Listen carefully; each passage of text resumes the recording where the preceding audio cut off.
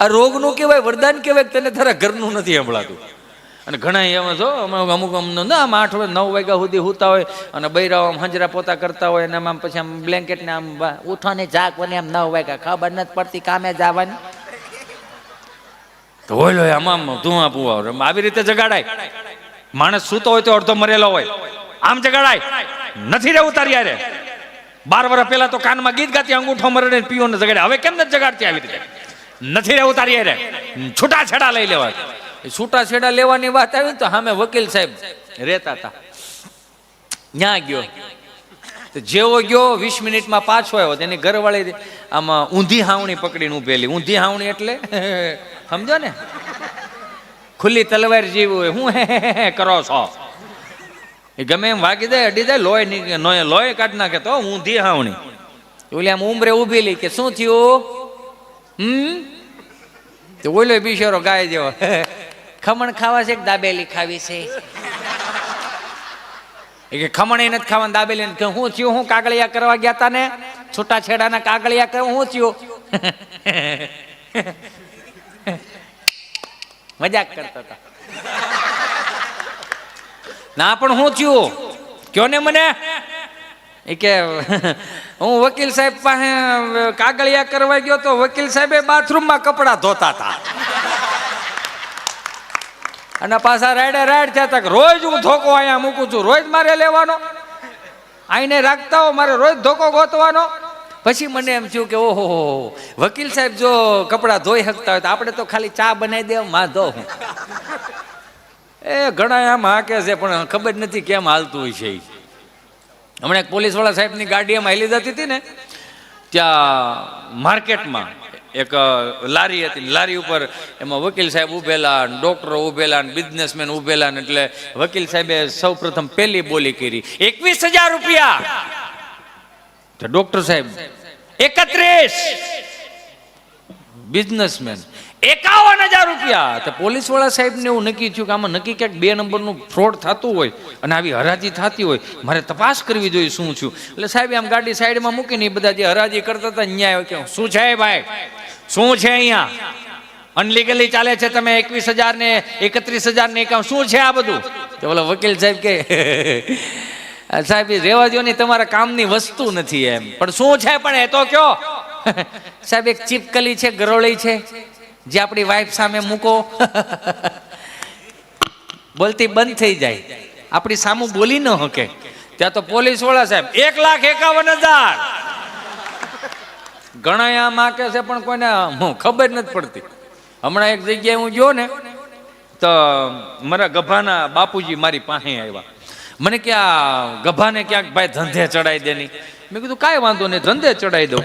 અને અમારા પરમ મિત્રની એક સ્ટેશનરી હતી, ત્યાં ગયો હું. મેં કીધું ભાઈ ગભાને તારે કામે લગાડી દેવાનું છે ને, જોબ ઉપર રાખવાનું, નોકરી રાખવાનું. મને ઓલો કહે કે ભાઈ હું આનું ઇન્ટરવ્યુ લઈ લઉં.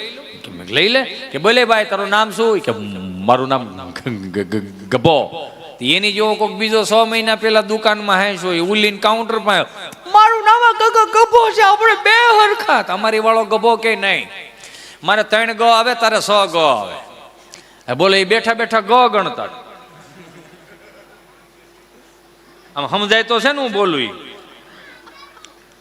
કે મારો પગાર હું? એ કે પગાર નહીં, પેલા 5 રામાયણ 5 ગીતાજીનું સેલિંગ કરતો હોય, સેલિંગ કરીને તું આય પછી ઉપરથી પગાર તારો નક્કી થાય. અને 5 રામાયણ ને 5 ગીતાજી લઈને નીકળી ગયો 1 વાગ્યે, નામ જો 1:30 વાગ્યો એટલે આવ્યો હિસાબ લઈને કે આવ્યો 5 રામાયણ ને 5 ગીતાજીના કલેક્શન. પણ એ કે આખો દી દુકાન ખોલીને બેહીને એક રામાયણ વાળો ને ગીતાજી વાળો નથી આવતો, તું કઈ રીતે? મોનોપોલી. ભાઈ મોનોપોલી નો દીકરો થામા, પેલા કેતો ખરા કઈ રીતે તે સેલિંગ કર્યું? કે સીધું જ છે, 5 માળની બિલ્ડિંગ હતી, 2 દાદર ચડી ગયો, દરવાજો કકડાયો, 1 થી 4 બધા હુતા હોય, 1 વાગે બધા દાળ ભાત ખાઈને હુઈ ગયેલા, દરવાજો કકડાયો, દરવાજો ખોલ્યો, આંખું સોલ્યો, ઉઠાય ભાઈ. મેં તો એને ચોખ્ખું કીધું રામાયણ છે અને ગીતાજી છે, હું વાંચવાનું ચાલુ કરું કે લેવી છે?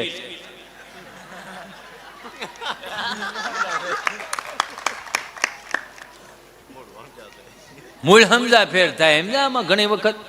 અને સહજ છે ને એની મજા છે ને અહીંયા એમ સોરી કે અમુક વસ્તુ જે આપણને આપણા માવતરોએ શીખવાડ્યું ને એટલે જ આ ભજનમાં બેહવાનું મન થાય, એટલે જ આપણને સત્સંગ સાંભળવાનું મન થાય. પણ આઈ એમ સોરી, મને માફ કરજો, અમુક માવડીઓ અત્યારે એટલું છોકરાને મોબાઈલ ને એટલું ટેકનોલોજી વાપરવાનું આપે છે, આપણને એમ થાય સોફો આપણો, ચા આપણી પીવે, પંખો આપણો બળે, આપણી ઘરે બેસવા આવે, એના છોકરાના એટલા વખાણ કરે આપણા છોકરા શીભડા ડોડા જેવા લાગવા મળે.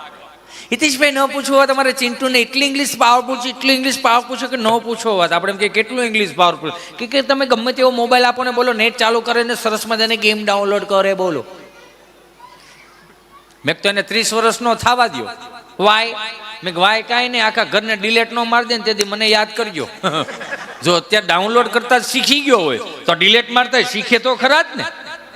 એ તો ગામડાની પદ્ધતિ પ્રમાણે જે રીતસરના મને તમને મોટા કર્યા એની કંઈક અલગ જ મજા હતી, એના અલગ જ રીતિ રિવાજ હતા. એમ સોરી, મને માફ કરજો. સૌ પ્રથમ પહેલી વખત જો રાધે રાધે કરતા શીખવાડ્યું હોય તો આપણી બાઈ, આપણી માએ કાખમાં નાખી, એકને કાખમાં નાખ્યો હોય, એક બે મોર થઈ ગયા હોય, એક બે વાહે આળોટતા આવતા હોય.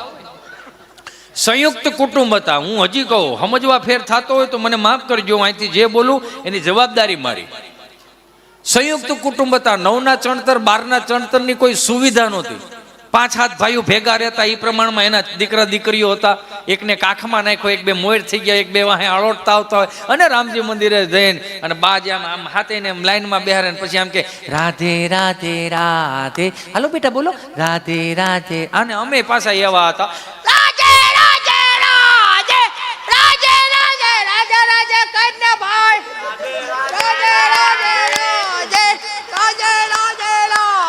આવું આવું રાધે રાધે કરતા આપણી બાએ આપણને શીખવાડ્યું. જય શ્રી કૃષ્ણ, જય સ્વામિનારાયણ બે હાથ જોડીને નમસ્કાર કરતા આપણી બાએ આપણને આવું શીખવાડ્યું. ન્યા સુધીની વાત કે મંદિરની અંદર પૂજારી જે ચરણામૃત લઈને આવે, જમણો હાથ આગળ ધરવાનો, ડાબો હાથ નીચે ધરવાનો, અને તુલસી પત્ર ને ગળ્યું દૂધ એને આંખું અડાડી આવી રીતે આમ ચરણામૃત લેતા બાએ શીખવાડ્યું. પણ આ અમુક શરણામૃત સમાજને કોણે શીખવાડ્યા ને એને ગોતો. અમુક વસ્તુ નહીં ઉતરે મગજમાં, પણ કાંઈ વાંધો નહીં, એવું જરૂરી હું બીજી વખત આવે પાછો. નગારો વગાડતા બાપે શીખવાડ્યું, અવાજ આવે એ બધું બાપે શીખવાડ્યું. અવાજ આવે મારો દીકરો ધબેંગ ધબેંગ. નમસ્કાર કરતા આપણી માએ શીખવાડ્યું. બે હાથ જોડીને ભારતીય સંસ્કૃતિના નમસ્કાર આવે એવું હતો. અષ્ટાંગ પ્રણામ, દંડવત પ્રણામ, આ બધા આપણા છે. આ ગામને નથી ખબર પડતી કેમ પગે લાગવું, કે રીત છે હું છે. આપણે કોઈની ટીકા નથી કરતા, પણ એમ સહજ રીતે એમ